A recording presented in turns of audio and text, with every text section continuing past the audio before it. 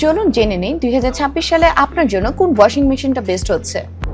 উফ, বৃষ্টির দিনে এই এক ঝামেলা, কাপড় ধোয়া এবং কাপড় শুকানো। এটা সমাধান হতে পারে একটি ভালো ব্র্যান্ডের ওয়াশিং মেশিন। কিন্তু সবার কোশ্চেন, ওয়াশিং মেশিন কিনতে গেলে কত কেজি নেবেন?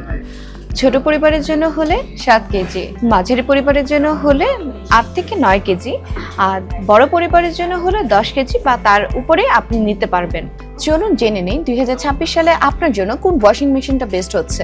আপনি যদি বাজেট ফ্রেন্ডলির মধ্যে বেস্ট প্রোডাক্ট চান, তাহলে হায়ারের 8 কেজি হতে পারে আপনার জন্য বেস্ট চয়েস।